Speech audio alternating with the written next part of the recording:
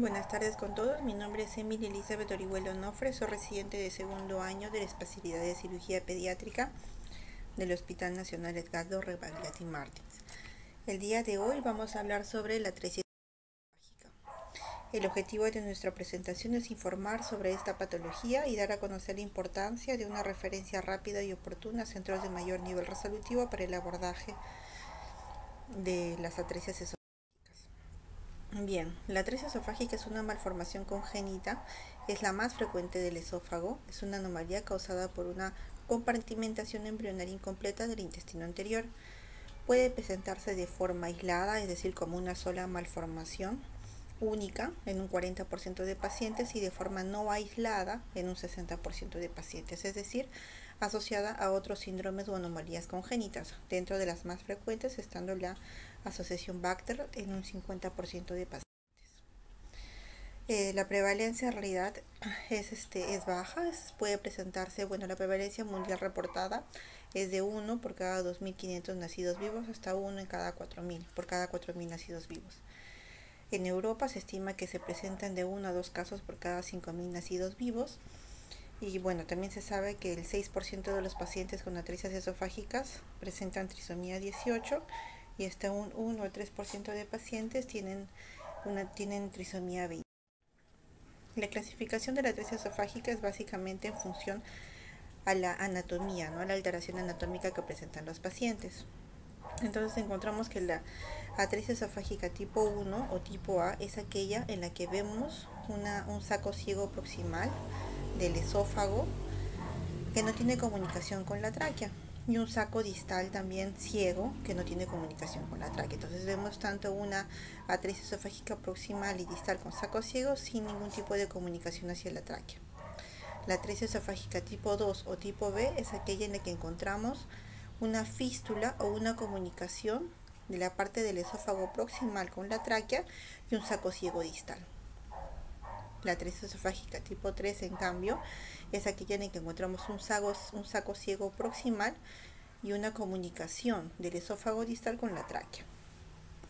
La tipo 4 es aquella en la que encontramos una comunicación tanto en el esófago proximal como en el esófago distal.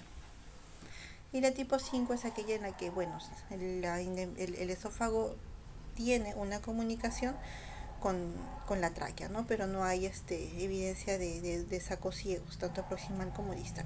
La más frecuente es la tipo 3, es decir, la atresia esofágica con un saco ciego proximal y fístula distal, y la segunda más frecuente es aquella donde no hay fístula traqueoesofágica asociada. El diagnóstico de las atresias esofágicas puede realizarse hasta en un 10% antes del nacimiento.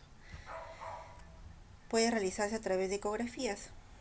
La atresia esofágica tipo 1 sobre todo es aquella que puede diagnosticarse. El primer signo que vamos a ver es a partir de las 14 semanas, un estómago pequeño y ausente, y a partir de las 24 semanas puede estar asociado a polidramnios, ¿no? Entonces, si vemos un paciente que tiene ecografías del primer trimestre donde vemos un estómago ausente o pequeño, ya a partir de las 24 semanas las ecografías deben estar dirigidas también a descartar la presencia de polidramnios para alejar el diagnóstico o acercarnos al diagnóstico. Las atresias esofágicas que presentan fístulas traqueoesofágicas tienen un diagnóstico prenatal que es más difícil, ¿no? Los pacientes con atresia esofágica también están relacionados a bajo peso al nacer. El diagnóstico postnatal se da en más del 90% de los casos y los vamos a sospechar en recién nacidos que van a tener abundante salivación, dificultad respiratoria, que en la mayoría de casos es causada por la fístula traqueoesofágica, y vamos a encontrar la imagen característica de la radiografía de tórax en las que en los pacientes se ha intentado colocar una sonda orogástrica sin que ésta progrese, ¿no? Encontramos entonces un stop a la colocación de la sonda orogástrica, y esta radiografía es bastante típica. Aquí vemos entonces cómo podemos distinguir una atresia esofágica tipo 3 de una tipo 1, que son las más frecuentes, a través de una radiografía de tórax, una radiografía tóraco-abdominal, ¿no? Aquí vemos, por ejemplo, que vemos el stop, la sonda orogástrica que no progresa más allá de unos 3 a 5 centímetros de la región torácica, y vemos presencia de aire distal. Entonces eso quiere decir que probablemente tenga una fístula. ¿no? Siendo la más frecuente la tipo 3, entonces asumiríamos, o bueno, podríamos sospechar o acercarnos más hacia una atresia esofágica tipo 3 en la que tenga una fístula traqueoesofágica distal, ¿no? Con el esófago, porque hay presencia de aire.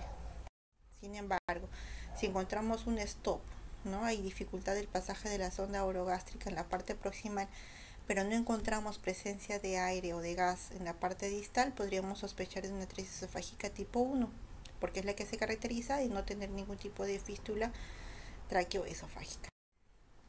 Entonces, si estamos frente a un paciente que presenta la clínica de salivación excesiva, intolerancia oral, distrés respiratorio y unas radiografías sugerentes como las que hemos mencionado, donde hay un pasaje inadecuado de la sonda orogástrica, mientras tramitamos la referencia, mientras se hace la referencia, podemos ir avanzando con los estudios de otras malformaciones que el paciente podría presentar, ¿no? El primer estudio que debe solicitarse siempre es, bueno, un ecocardiograma, ¿no? Y un electrocardiograma, porque estos pacientes pueden tener una alta asociación con malformaciones cardíacas, ¿no? Sobre todo también porque los pacientes de un 3 a un 10% pueden tener un arco aórtico derecho y eso va a determinar el abordaje quirúrgico que va a tener el paciente cuando sea referido. Luego se debe hacer un tamizaje Bacter de rutina, es decir, hacer un examen físico detallado y minucioso, solicitar una radiografía de tórax, de toda la columna vertebral y de los miembros superiores e inferiores para descartar otras malformaciones, ¿no? Hacer una ecografía de abdomen, de riñones y de sacro también para descartar otras malformaciones. El diagnóstico diferencial en estos pacientes se hace por la presencia de anillos esofágicos, estenosis esofágica, duplicaciones esofágicas tubulares, un esófago corto congénito o una agenesia traqueal. El pronóstico de estos pacientes va a depender de las anomalías asociadas y la mortalidad más temprana asociada en estos pacientes son debido a las cardiopatías que presentan. Por eso es importante que dentro de los primeros exámenes, en lo posible, o si es posible, hacer un electrocardiograma y un ecocardiograma. Y la mortalidad tardía, no más asociada en estos pacientes, son debido a anomalías respiratorias. La distancia entre los cabos es la que va a determinar en la mayoría de casos el pronóstico del paciente. Y bueno, casi la mayoría de pacientes, por no decir todos, van a tener problemas gastrointestinales y respiratorios separados, ¿no? Que pueden mejorar con la edad. El tratamiento en estos pacientes entonces es debido a que pues obviamente no va a haber una comunicación adecuada del esófago con la parte gástrica, el paciente tiene que estar en NPO, se le tiene que colocar una sonda de aspiración continua para que la secreción salival no pase hacia los pulmones y como no va a ingerir ningún tipo de alimento, la referencia de este paciente tiene que ser lo más rápido posible a un centro de mayor nivel resolutivo para que pueda iniciar nutrición parenteral lo más temprano posible y no corra el riesgo de desnutrición. Una vez estabilizado el paciente, se debe determinar el abordaje quirúrgico del paciente, que va a ser determinado en función de la malformación que tiene, ¿no? Si es una atresia esofágica tipo 3, lo más probable es que pues ingrese a cirugía, también dependiendo del tamaño, puede decidirse una toracotomía abierta versus una toracoscopía, ¿no? Y si es una atresia esofágica tipo 1, en la que no hay una fístula traqueoesofágica, se evidencia, por ejemplo, en esta radiografía vemos que este es el esófago proximal, este es el esófago distal, vemos que la distancia entre ambos cabos, tanto el proximal como el distal, es más de 3 cuerpos vertebrales. Esto se considera que es una atresia esofágica long gap, es decir, que así se ingrese por vía toracoscópica o por cirugía abierta,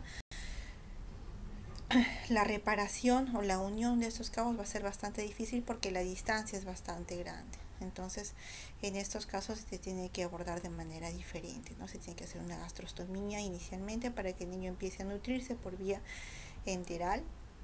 Y si hay diversos métodos o técnicas que nos van a ayudar a traccionar estos dos cabos para hacer que el esófago crezca y finalmente se puede hacer una cirugía correctiva, que es la unión de estos dos cabos para poder darle una mejor calidad de vida al paciente y poder resolver el problema, ¿no?